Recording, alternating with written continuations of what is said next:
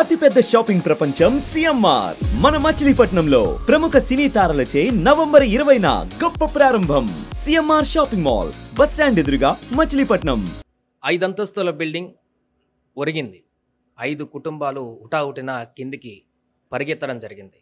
మాధవూరు police station Siddique నగర్లో జరిగినటువంటి ఈ ఘటన పెను ప్రమాదం నుంచి తప్పించుకున్నటువంటి ఘటనగా మారింది. ప్రస్తుతం ఇక్కడ స్పాట్లో ఉన్నాం, చూడొచ్చు బిల్డింగ్ ఎలా G+4 అండ్ పైన పెంట్ హౌస్ ఒకటి ఉంది. ఇదంతా కూడా పూర్తిగా ఏ విధంగా వంగిందో అనేది మనకు స్పష్టంగా కనిపిస్తుంది. సో నిన్న మంగళవారం రాత్రి 8 గంటల సమయంలో ఈ బిల్డింగ్ ఒక్కసారిగా ఒకవైపు మొత్తం ఇట్లా ఒరిగినటువంటి పరిస్థితి చూస్తున్నాం.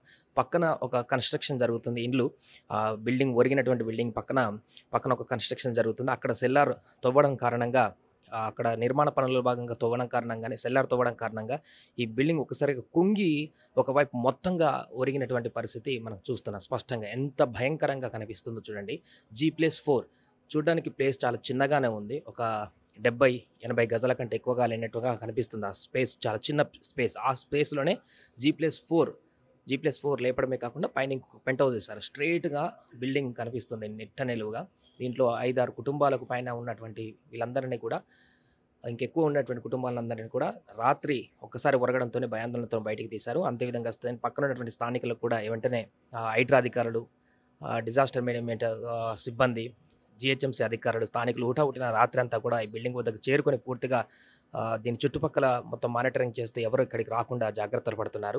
పక్కన ఉన్నటువంటి బిల్డింగ్ల వాళ్ళని కూడా అప్రమత్తం చేశారు. అది ఒకవేళ ప్రమాదకరంగా ఉన్నటువంటి ఏ క్షణాన్ని కూలేటువంటి అవకాశం ఉన్న నేపథ్యంలో ఈ ప్రమాదం నుంచి ఎవరికి ఎలాంటి ఇబ్బంది కలగకుండా ఉండేందుకు పకడ్బందీ చర్యలు తీసుకున్నారు. రాత్రి హైడ్రా అధికారులు కూడా ఇక్కడికి వచ్చి, కమిషనర్ కూడా వచ్చి ప్రత్యేకంగా పర్యవేక్షించి అసలు ఏం జరుగుతుంది, ఇక్కడ ఎలా నిర్మాణం జరిగింది, ఎలా ఈ ప్రమాదం జరగడానికి గల కారణాలు ఏంటి అనే దాని గురించి కూడా మానిటర్ చేశారు. ఈ నేపథ్యంలోనే హైడ్రాకి సంబంధించిన ఎక్విప్మెంట్, మిషనరీస్ కూడా రావడం జరిగింది. ఈ భారీ బుల్డోజర్ కూడా ఇక్కడ తీసుకువచ్చి ఈ ఒక వంగినటువంటి బిల్డింగ్ని ఇప్పుడు కాపాడేటువంటి ప్రయత్నమా, లేకుంటే దాన్ని పూర్తిగా డిమాలిష్ చేసేటువంటి ప్రయత్నం అయితే చేస్తున్నారు. ప్రస్తుతం సిద్దిక్ నగర్ వద్ద అయితే కొంత టెన్షన్ వాతావరణం అయితే నెలకొంది. పూర్తిగా ఈ ఒరిగినటువంటి బిల్డింగ్ ఎటువైపు పడితే పక్కనటువంటి ఇండ్లకి ఏమైనా డ్యామేజ్ జరుగుతుందా, లేకుంటే ఇది పూర్తిగా పడిపోకుండా మళ్ళీ నెట్టనెలువుగా పెట్టేటువంటి ప్రయత్నం ఏమన్నా ఉండేటువంటి అవకాశం ఉందా, దీనికి సంబంధించిన పూర్తి వివరాలను అయితే సేకరిస్తున్నారు. బట్ ఎందుకైనా మంచిదని బుల్డోజర్లు అందరూ కూడా చుట్టుముట్టారు. ఏ క్షణానైనా ఈ ప్రమాదం జరిగినా కూడా పకడ్బందీగా భద్రతా సిబ్బంది, డిజాస్టర్ మేనేజ్మెంట్ సిబ్బంది, DRF సిబ్బంది అందరూ కూడా ఇక్కడికి భారీగా మోహరించడం జరిగింది. ఎవరికి ఎలాంటి ఇబ్బంది లేకుండా, ఎలాంటి నష్టం జరగకుండా చర్యలు చేపట్టినందుకైతే పూర్తి స్థాయిలో భద్రతా సిబ్బంది కూడా ఇక్కడికి చేరుకున్నారు.